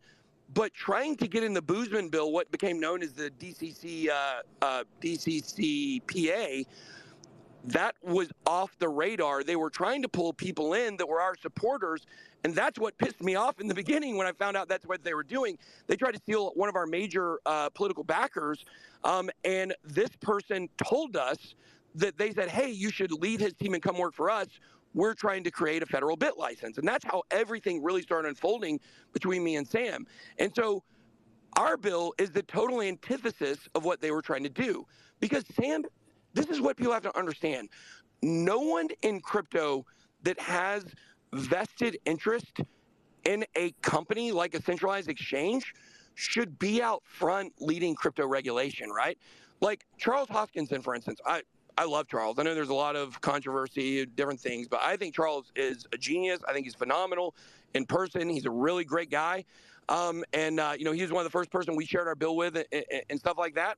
But Charles Hoskinson is the founder of Cardano, right? Or, well, founder of the foundation. You know, it's split into, you know, IOHK, the whole 9 yards. But for all intents and purposes, people know him as the founder of Cardano. And so it does, as much as I love Charles, and I would love for him to support our bill and things like that, it doesn't make sense for Charles to be helping make decisions on crypto regulation, specifically where it comes to commodities versus securities. Why? Because he has a coin that's going to fall into one of those two spots. So if you look at SBF, he was trying to make it to where only centralized exchanges could win. And not only that, but centralized exchanges with a lot of money, because he had vested interest in the direction of the regulation. And that's the whole problem in America with our politics and our government and lobbying, is because you have people trying to make decisions based on their own pocketbook, not on what's best for, you know, I guess, or MERS, right? And that's what they call them from in these days. I know Richard Hart's got a bunch of them. But you need people that are trying to make decisions on what's best for the space for the long term and fits the ideals and philosophies of Satoshi Nakamoto and the early pioneers in the space. We're not going to be able to honor those ideals 100%, but we need to try to hold on to them and fight for them as much as we can before we give up, you know, certain you know, aspects of that. Now looking back, it's very easy to understand why Sam was trying to do this, because he wanted to make it to where customers couldn't use decentralized exchanges. That way they would have to deposit on FTX, and then he could take their money and he could invest it through Alameda and do whatever he wanted with it. It's so funny looking at that. And when you look at Gary Gensler, I mean, my gosh, this is the most incompetent man in the history of men. I would say not even America, not even Washington. He's the most incompetent man in the history of men. This guy literally is the #1 regulator in the United States, the top cop on the beat, as he calls himself, and he met with the largest fraud in history for 6 months and didn't notice anything wrong. He is either extremely incompetent or extremely corrupt, and I don't see any way he survives this. There is a plan to take him out, and there's going to be a lot coming about that, I believe, in the next 1 to 2 months. But overall, just specifically in regards to our bill, like, we are now registered, so we are in the process of making it public. But before we take it public, there's no longer a gigantic rush for us, because this process of getting crypto regulation through is going to be very, you know, onerous at this time. It's going to be very clunky. It's going to take a long time. SBF was trying to rush it through very quickly in order to get what he wanted. And now that he's off the table, there's not another major player that's got a bill or controlling a bill that we feel threatened by. Elizabeth Warren, her bill, like, first of all, her hit rate is 0.3% on bills. 1 out of like 150 or whatever it is. So we're not worried about Elizabeth Warren at all. And I will tell you this, I've talked to a lot of top politicians in Washington, and they will tell you that crypto regulation is the only space in the next 2 years they expect agreement and bipartisan support in the next 2 years. And so they know they've got up to 2 years to pass some of this stuff. Stablecoin regulation, we think, will probably come pretty quick. What we're doing doesn't necessarily have that much to do with stablecoin regulation per se. It could. But I think really you're going to have securities, commodities, and stablecoins. I think stablecoins will eventually have to become their own, kind of their own niche, to where it's an independent regulator that's over it. Maybe the Fed is over stablecoins, or maybe the Treasury is over stablecoins. I'm just not sure. But stablecoins don't really fit within a commodity or security, in my opinion. But the fact is, most people in Washington that we've talked to, they're actually bullish on blockchain. They're bullish on crypto. They understand that FTX was a fraud, but that was one centralized company. That's not crypto. A lot of these people are smarter than you think they are. And when it comes to the idiots, your Sherrod Browns, your Brad Shermans, your Elizabeth Warrens, your people that just speak out of turn about crypto, they're just doing it for clicks. That's all they're doing. They're doing it for clicks, and they're doing it for their backers and their lobby, their political backers. The number 2 donator to Sherrod Brown, the top guy in the House on the Democratic side, especially I think when it comes to their financial services committee, is PNC Bank. Literally a bank is his number 2 overall supporter. Go look at Elizabeth Warren. All of her top supporters are like Apple, Facebook, everything she says she stands against, right? They're all her top supporters. Interesting, Sherrod Brown, number 1 donor is Ohio State University, which, I'm a Georgia Bulldogs fan, so, shout out to OSU. What a game the other night. But the fact is, our bill, what it does essentially is it creates a body that will be in charge of controlling crypto regulation. It will be made up of some people from the government, some people from, some experts from other fields, and top crypto experts that we think we're going to try to choose through a DAO, is we think what we're going to do here. I think Eric Voorhees, I know he's in charge of Shapeshift, so maybe that wouldn't work. People like Eric Voorhees that fit that profile. Jesse Powell, I think he's Canadian, so he doesn't even count. People like Jesse Powell would be, someone great, I think. You maybe want to have someone in there who could give some type of pushback, maybe someone in crypto who, maybe a Bitcoin maximalist even, I don't know. But you're going to want to have people on there that are going to stand for a lot of the libertarian ideals and stand for privacy, stand for sovereignty, and be able to push back against some of the other members on this body that would not be for, positive crypto regulation. And what's going to happen is, over a period of years, this body will eventually become a scam. It will eventually become, the SEC. The CFTC is not as bad as the SEC by any stretch of the imagination, but a lot of people don't like the CFTC either. A lot of these government organizations, over time, they become corrupt. And we're trying to craft this bill in a way that's what we're doing right now. We're trying to get more political backers, and we're tweaking the language to make sure that this bill is set up in a way to where this body is going to be able to make smart crypto decisions about regulation for a long time before it becomes corrupt. Because what people have to understand is, it doesn't matter if this becomes the next SEC 12 years from now. The next 4 to 8 years are going to lay the groundwork for the future of crypto for the next 20 to 30 years. What we're talking about in 12 years will be like tweaking some of the major laws and regulations that came in. So that's really essentially what we're doing, is trying to create a mechanism for smart crypto regulation that is by people who understand it, and by at least a percentage, almost half, that are for the space and for those ideals. So I hope that, I just can't give the exact details. It's technically against the law for me to say exactly what's in the bill before it goes public. And because we're tweaking some of the language, we want to be a little bit careful about exactly what we're saying and the makeup of the body and things like that. But it's something, all of the language for this bill, funny enough, was taken directly from clips of my videos for the last 5 years. This month is 5 years my channel has been around.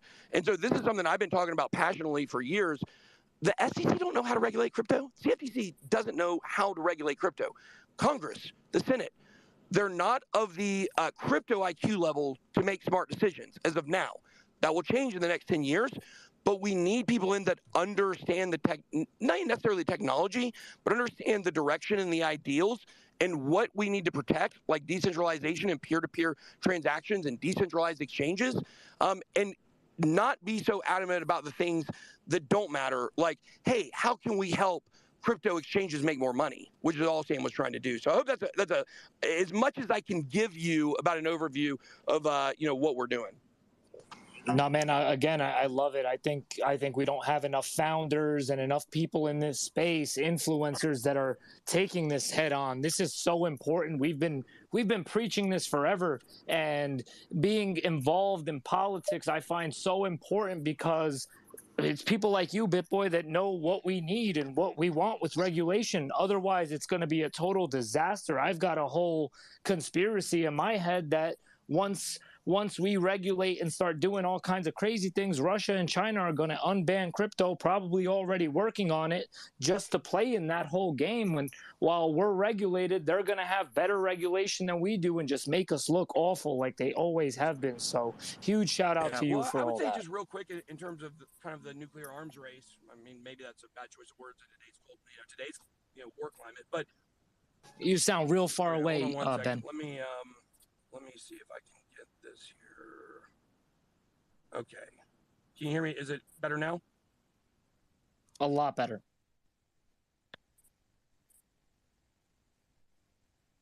Okay, is that better? Yeah, it's a lot better. I'm trying to balance, like, my phone's kind of going dead here. So I got 8% on my battery, and when I charge it, it turns into my Bluetooth on my truck. But the point is when it comes to the nuclear arms race in crypto innovation, I would just really caution, like, I understand why you would think that, but America has got a track record of letting other countries get ahead, and then we catch up when we get our ducks in a row. And I kind of think that's what the next 2 years is about in the world of politics in crypto, is the next 2 years are going to set the stage for America making that big comeback into crypto and taking control. You already see what's happening with Bitcoin mining. The hash rate in America has gone, parabolic compared to other countries. You have China. Guys, China banned crypto for their citizens. They have a Bitcoin mining ban, but it's fake. The Bitcoin mining ban is fake. No one in China gets to determine where they go, right? Like, you've got to get permission from the government to leave. So all of a sudden they ban mining companies, and then all the mining companies in China, they just move to other countries. No, that was all planned. They went to Kazakhstan. They went to Uzbekistan. They went to, other countries in Europe. They went to Canada. What they've done is they've hidden their hash rate. That's what they've done. And they're still selling all the mining equipment. So there's already some of these kind of war games going on between the United States, China, obviously as well with Russia. And I would also say, watch out what's going on in the Middle East. The Middle East is a powerful player. There's actually, there's some big connections between the Middle East trying to get involved with, all this debacle with Digital Currency Group and Barry Silbert. Big players in this space. I already told you, XRP and Ripple growing in that corridor. So, to me, I think that we're going to catch up and we're going to be fine. If Sam's had his way, which if you saw what Sam was doing, the entire crypto community, as soon as he made it public, was pushing back against it. He even had to recant and say, yeah, I think maybe that wasn't the best. Eric Voorhees destroyed him on that debate. But if he had got what he wanted, then yes, that would have been very bad. But he didn't, and I think now we're at a whole new starting point. And while we look at the FTX debacle as like a horrible thing in crypto, it may turn out to actually be the white knight that helps politicians understand, like, no, decentralization is not the enemy. Actually, it's all the greedy centralized actors that are the problems. I think that helps us set the stage for the smart crypto regulation. But going into the next bull run, I do think the amount of Bitcoin that and Ethereum as well that nation states, countries own is going to be a big player, a big catalyst for the next bull run. Obviously, institutions were they started coming in at the end of 2017. They dumped the price. The futures launched. We got the bear market. They piled in all through those years. 50% of the top 100 Bitcoin addresses are owned by institutions because they were created since 2018. only institutions have enough money to create a Bitcoin address in the top 100. So the last bull run was the bull run of institutions. I do think the next bull run will be the one of nations getting more involved in crypto. Hey, Bitboy, I got a question for you, Sure. bro.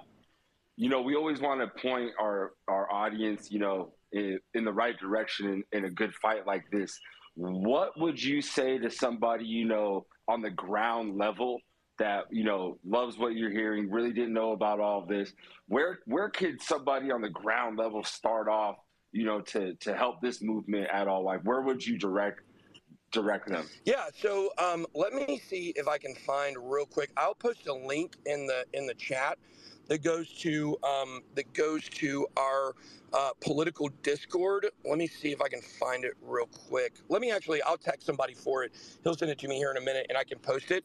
We have a political Discord to where people can go in and talk about regulation and talk about different you know, aspects of politics where it relates to crypto.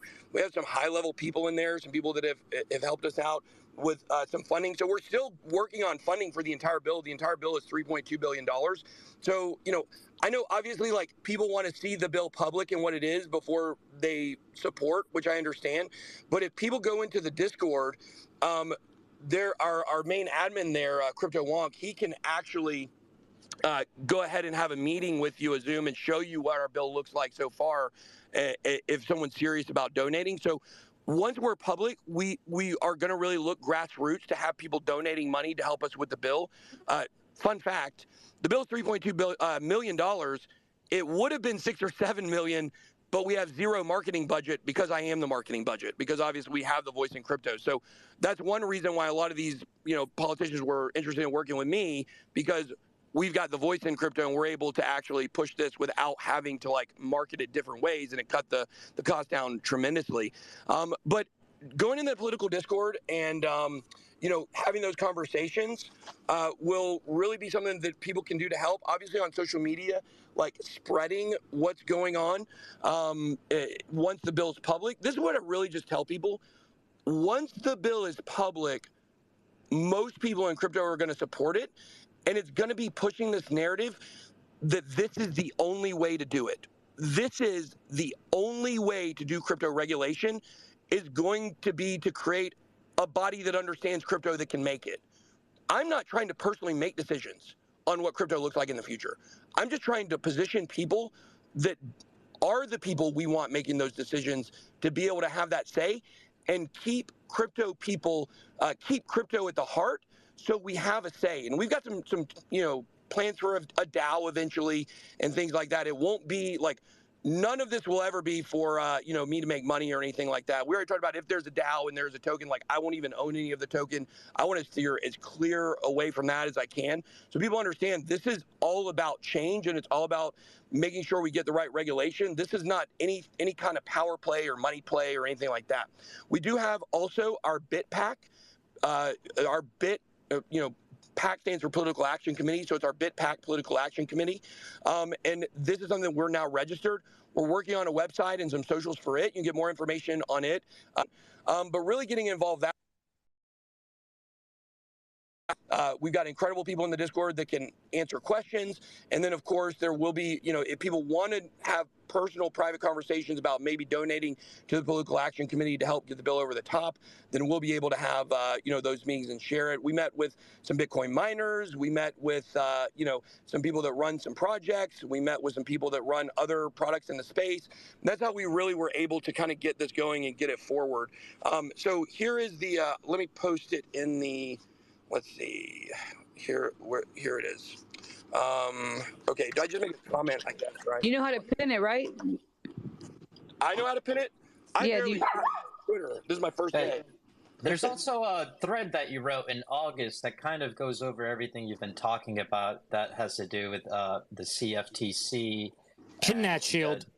I DM'd it to you, so I figured that you'd want to pin it. It's the Digital Commodities Consumer Protection Act of 2022, correct, yes. Ben? Yeah. Right. And then, yeah, it was a pretty good read. I know you said you can't speak more about it, but is there any way you could speak more about the SJR 16 or the Financial Education and Inclusion Act? that you? Yeah, absolutely. So I'll go ahead. I will post the Discord link on the first comment under that pinned tweet that they just put at the top of the space. This is our BitPack political Discord. And I'm going to post the link. All right, there we go. So you guys will have that, and then I'll answer that question. Yeah, so kind of like how we got involved in all this, like it's pretty wild.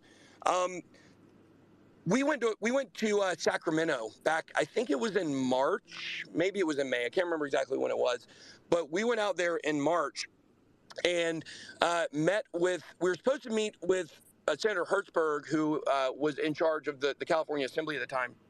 But he ended up having to leave at the last second, so we met with his chief of staff. So, is when I came to understand, like, the chief of staffs are actually more important than the politicians, because the politicians change on terms, and the chief of staffs, they stay and they just end up with different politicians over time. They get very powerful, and there's a lot of continuity there. And we met with them about, if people know the Blockchain Records Act that California passed a few months ago, this was something that they wanted our input on. And so we had a meeting. We wanted to talk to them about some of the stuff that we wanted to see in crypto. And they were like, hey, we've got this bill. This is what it entails. It has to do with, I think it's marriage licenses. It's not, I don't think it's land deeds. It's birth certificates, marriage licenses, and I think it was one other thing that they want to introduce in California on blockchain. And so we listened to what they had to say, and we were like, yeah, all that sounds great. Here's some input. This is what, this is how we see it, but we thought it was pretty good.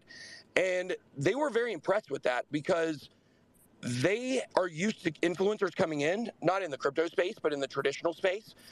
Your Kim Kardashians and Kanye's and, people like that, your Paul brothers coming into the Capitol in California and dictating to them what regulation should look like in whatever space, or law should look like in whatever they're passionate about. We just listened and we gave some input, and that was amazing. They were impressed with that. So we started continuing conversations with California, and like California's actually, like, I know it's got a, people probably know which way I lean politically, but California's got a reputation for being, super, super, super liberal, and they won't let, like, blockchain pass. They don't want crypto, blah, blah, blah, blah.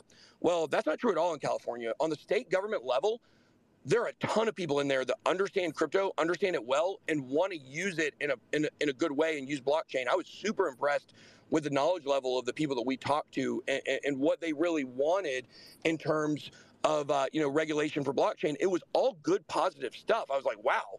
So we started realizing, like, let's start working on a bill. So what we came up with is the Financial Education and Stability Act of 2022. It's stuck right now. That was a much cheaper bill because it's a state bill. I think we paid $45,000 to get it registered there. It's SJR 16 is the number. It's kind of stuck right now. I can get enough. If you want to go to the political Discord, Crypto Wonk, I'm sure can give you an update on where it stands right now. But the whole idea is busting the state level accredited investor laws, because what we don't want to see is traditional finance take over crypto. We don't want to see the same system. We don't want to see Wall Street 2.0, right? We don't want them to make it to where people like Chamath Palihapitiya can invest in crypto, but Jenny from the block, you're not allowed to do it. We want it to be fair to where everybody can. But one thing we can do is change the accredited investor laws, because they don't make any sense. This is a state level bill. This is not a federal bill. So we would need 37 states to make the same change, to change it on the federal level. Right now, to become an accredited investor, you have to have $1 million in the bank, or you have to have a certain number of hours or degrees or certificates in financial areas, right?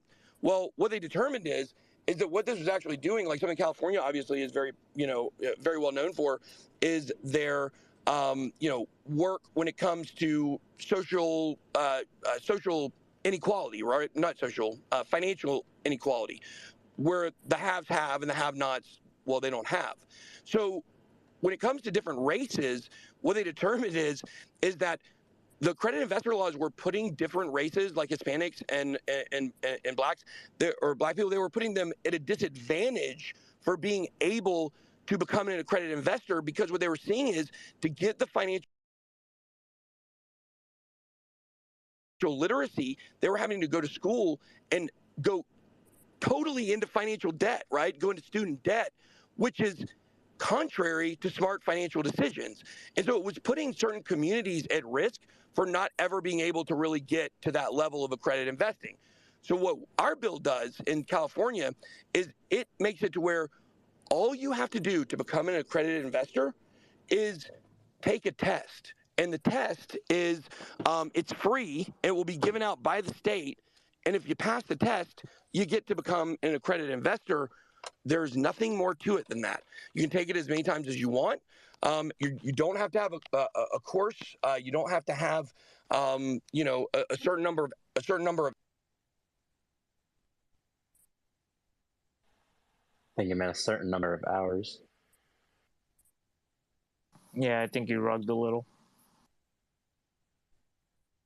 That bill's got that thread's got a lot of information though. I've been reading it for like the last half an hour, and it like just breaks down everything that Ben's been talking about.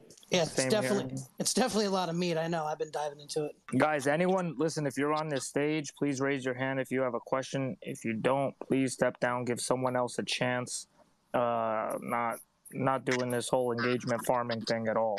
Mr. Ben, I think you had bad service. If whenever you're ready, you can unmic. I know he said he had 8%. I don't know if his phone is dying right now. Yeah, he's a savage to be here with 8%. Books, you want to go to the hands real quick while we wait? Yeah, if anyone doesn't have a question for Ben while we wait for him, I'll start with RDC.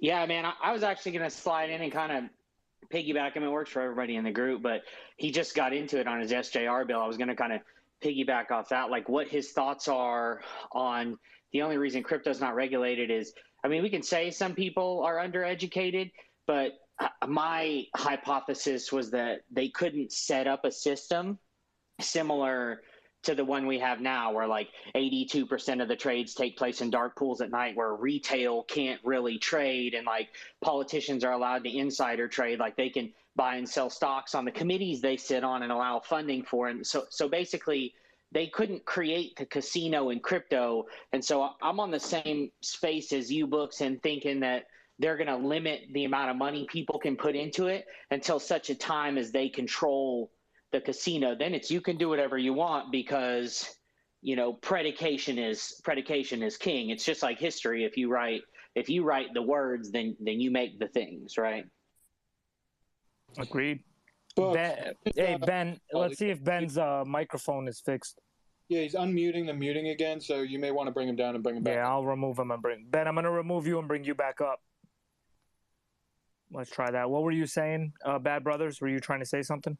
What do you call it? I mean, I would say that, you know, obviously, you know, we were talking before and I was very skeptical. I think he said a lot of great things in what he was talking about when he was talking about, what do you call it, the way he's looking at the bill and, you know, bringing in Eric Vorhas and Jesse Powell, you know, mentioning those two names. Those are two people I very much admire, and obviously protecting the libertarian ideals. I am interested if he's working with Cynthia Lemons, because I know she has some good people on her staff. But no, yeah, I think he said a lot of great things as regards to the bill. I'm still always going to be skeptical until I see the text. But no, yeah, I'm definitely more bullish on this bill than I was prior to him speaking to us today. Yeah, you send me a DM. I'll send you our latest draft. It's not the final draft, but if you want to do that. Yeah, Cynthia Lummis, her team reached out to us, and they do have a copy of it's the version of the bill before we started tweaking it recently. So basically what happened is we floated around to a few people, got some feedback, and started, you know, we want to make sure it's ironclad when it goes public. But yeah, Cynthia Lummis did reach out to us. Her team did, and so they do have it. There's a lot of people, you know, politicians that we have given the bill to. You know, it's one of these things where they're all very busy. She hasn't given us any feedback on it. That would be very beneficial. But of course, we know, you know, she's been leaning a little more towards the maximalist camp as of late.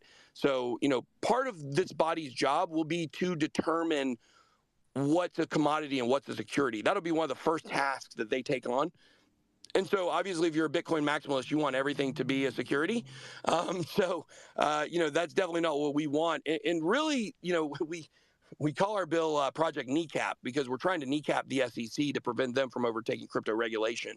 Because what this body would do is by pulling over commodities from the SEC, is that they will be able to in all intents and purposes, make decisions that the SEC will no longer be able to make going forward on certain crypto projects. So, yeah, if you send me a DM, I'll, not everyone can't send me a DM. If everybody goes to the political Discord, I'm sure you can have a meeting if you'd like, but I'll send it so you can check it out. David, what's going on? Yo, Ben, what's up, man? What's up? Oh, David, my guy. What's up, bro? When do you expect to finalize everything and get this going? Yeah, well, in terms of finalizing, if people have watched the way that a lot of these bills have progressed, our first draft that will be public will certainly not be the one that passes. By the time we get it to a place where it'll pass, it'll go through several revisions, and people will be able to see them along the way. Sam was working with the DC CPA to kind of make it to where DC PPA, I can't remember what it was, but basically what he was trying to do is they were floating out several different little teasers of what it might look like and trying to get feedback, and that's kind of a traditional way that a lot of these bills work.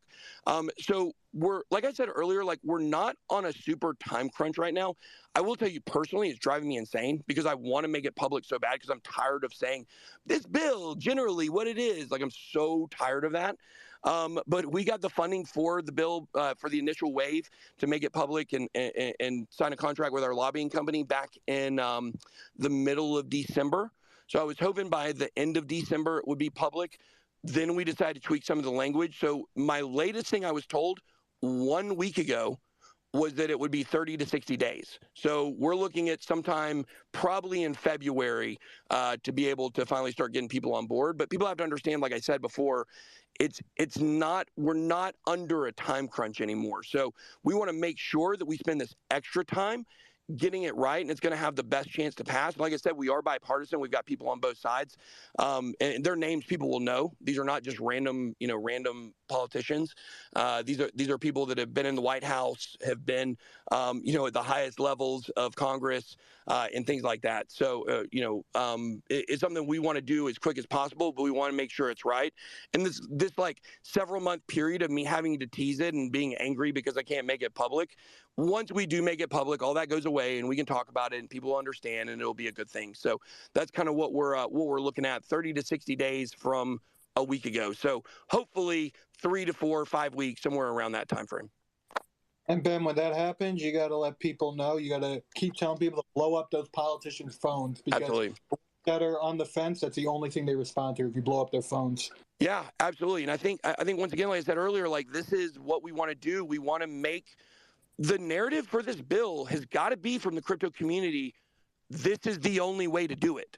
It's the only way to do crypto regulation, because if we don't do it this way, we're going to put crypto regulation in the hands of people who don't know what they're talking about. That cannot be allowed. This bill is not about in the hands any specific area of crypto. It's not about any specific, rule or exchange, or it's not about any of that. It's about creating the body that will create the smart crypto regulation. We've got to lay that groundwork first before we can, start, having people, or putting people in line to make those decisions. Man, I love it. I love all this, guys. We need 1,000 Bitboys. We really do. So, well, crypto Twitter would lose their brain if there were 2 of me. So, 100%. ZK, what up? What's up, Bugs? Great space, and this is the energy I love in crypto, is what Web3 is about. So shout out to you guys and shout out Bitboy. But I did want to ask Ben a question as far as his take on kind of global regulation versus the U.S. And kind of the example I'm thinking of is like Tornado Cash. You saw OFAC sanction it, but you could still interact with the contract. And at the end of the day, I think part of the decentralized, crypto ethos is that this stuff can't be stopped. It's global, right? So you're kind of inviting the U.S. to regulate a little bit, but A, do you think the U.S. regulations are even enforceable if people start using VPNs and decentralized protocols? And B, it's it's a global thing, right? The U.S. could say whatever they want, but they really can't stop this at the end of the day. So I'm kind of curious your take there. Yeah, if these regulations are actually enforceable, you know what I mean? Understood.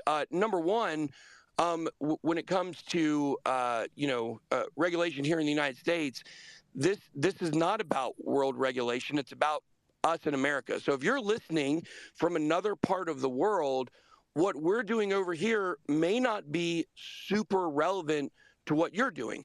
This goes back to what we were talking about with the, the nuclear arms race when it comes to crypto innovation and blockchain, is that this is about America staying relevant or losing relevancy. That's why it's so passionate to me, or I'm so passionate about it, because I'm an American. I'm the American that goes to the other countries that fits the exact description of why they hate Americans. Like, I like football. I don't call it hand egg. I like cheeseburgers.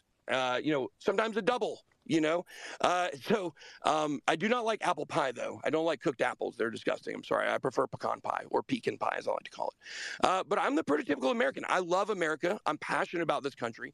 The people in this country, I believe, are the greatest in the world. And people can say, "Oh, well, you're whatever." Like, that's the way I feel. The government sucks right now. But the people can once again overtake it and straighten it out to some extent, I believe, over a time period, right? Revolution's always possible. But I love this country, and I don't want to see America get put behind the 8 ball to where we make some stupid rules that prevent us from being able to compete on the world stage.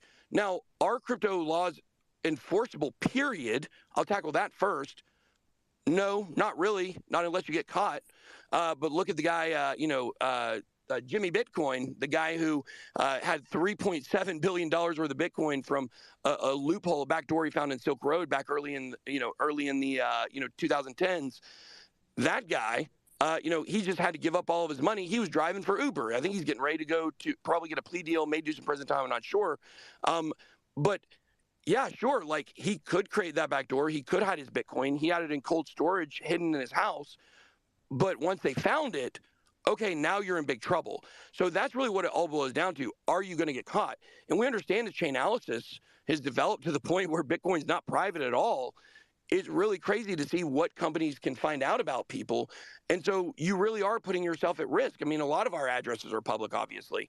Argument Intelligence, they've got a platform that shows addresses, and, a lot of ours are public. Like, you can't hide on the blockchain, right? So if you're doing it, you're taking it into your own hands, just like people in China who use VPNs and get around their digital fencing. It's against the law. They can do it, but they could get in big trouble if they get caught. So I think that's, where it comes to, are they enforceable in general? Are American laws enforceable around the world, and how will they affect them? Well, what I would say is a lot of countries are sitting back waiting to see what America is going to do, and then they're going to curtail their laws and their regulation based on what we say. You look at the UK watchdog. I can't remember what it's called. Their tax, the peer. I can't remember what it's called. Maybe it's the Port Authority, whatever it is over there. They're the ones that they're waiting on American. A lot of European countries are waiting on American regulation, specifically in what securities, what's commodities, and those types of things, to be able to make their own crypto regulation. So that's the way that American regulation will affect the world. Now, an idea that I've had, I know I talked about it with David a few, maybe a month or so ago, is it would be great if we could create like a voluntary, like almost equivalent of a UN in the crypto world, to where countries, and I know Dubai is a country that's very pro-crypto, obviously, and they're very interested in doing things like this, putting together councils from different countries to be able to make smarter decisions for crypto around the world. It would kind of be only in, obviously that body wouldn't have real power. It's more of a council to kind of shape things. But I think that's an interesting thing as well, and it's something we're looking into. We're just so heads down on the bill right now. And, of course, I don't know if people know, I run a whole crypto channel, too. We actually have 13 YouTube channels that we run. So, we're very busy, but we still make time for these things because they're important. But at the end of the day, I can't fight too many battles. I can make new enemies every day. I seem to do it. But I can't fight too many battles, at once. And we've got a lot going on right now. So other realms of regulation that we plan to get into in the future, much longer ways off. Blockchain voting, that's probably way down the line. It's probably the last one, because it's just going to be a long time before that's going to be where it needs to be. Smart CBDC regulation, where, yeah, we're going to get one, but let's put regulation that you can't stop someone from spending their money, in these types of situations. Like, obviously, if they're in prison, maybe. I don't know if they're out on bond, maybe. but not because they said something on social media people didn't like. Make sure social credit scores are not applied to CBDCs. Smart stuff like that, because once again, the narrative is it's the only way to do it. We can't do it a different way. Allowing those types of things are how we get to Armageddon, are how we get Great Reset. So where the public backs and supports those things, we're also very interested in influencer regulation. There is none in crypto. We want that. I've made a video several months ago where I apologize for doing any sponsored videos about coins or tokens, because it's just a bad business model for the influencer. It's a bad business model for the retail investor. The only people that it's good for are the projects that want a shortcut and pay a bunch of money to have videos made about them, so they bring in money before they build anything. It doesn't make sense, and you're always going to get the most people interested in those kinds of coins at the wrong time. We're coming in at the top of the market. So our coin and token, I'm never going to do another one. Are they legal? Is it legal going forward to do those? We do think probably there will be some case for there to be a way people could do those legally, but we want to stop the next bull run from having retail investors get wrecked because people are kind of shortcutting the marketing system in crypto and putting stuff out that's garbage, and then the teams are dumping on everybody that's buying the token. That's who they're selling it to. That's what we've seen consistently through the last two bull runs. The bull run before that, not really all coins were popping, and certainly not ICOs or the way they're set up now. We want to make that, like, how do you have to disclose? Every time I say the word Bitcoin, do I have to say, by the way, I own Bitcoin? Like, if I'm doing a Cardano news story, do I have to say, by the way, I own Cardano? Like, that seems like that's very clunky and too much. But maybe if there's a page on the influencer's website where they put, in general, like, these are the coins I hold, things like that, to where we're preventing these types of, the poison chalice, if you will, that gets passed from bull run to bull run, where we're seeing this. We end up taking 3 steps forward and 2 steps back because people are getting wrecked. We would like to move to a place where we see 3 steps forward in a bull run and 1 step back, because we're always going to see price go down after it gets overheated. But let's prevent people from getting so wrecked they leave the space. So nobody knows this better than me. Obviously, I get attacked for stuff, that I did over the years. Obviously, we've talked about that a ton of times, so people can go watch that video if they're interested in that. But we want to make sure going forward that the space is protected and the influencers are protected, because right now there's no trust in the influencer space. There is a certain level of negativity towards all influencers in crypto, especially by Reddit, because we even exist. Well, by getting crypto influencer regulations in, stock influencers have regulations, right? Now we create a barometer of trust, a border, a place of rules to where it's not just baseless accusations. It's, no, actually, this is a rule and you're not going by this. Now we know that you are a bad actor. Or, hey, we don't like everything about this guy. We don't like the way he delivers things, but he's actually following all the rules and not rules, the laws. And so, okay, we may not agree with his points on things, but we know we can at least trust him. And it's about bringing trust back to the space over the next bull cycle. So I got to run. I'm 3 minutes late to my cryotherapy. They're staring out the window at me. So I got to go in, but thanks for having me. Really enjoyed this talk. Love to come back on, maybe in a few weeks. Man, you're always welcome. Thanks for stopping by, bro. You're always welcome. Absolutely. Guys, everyone, Thanks, follow Bitboy.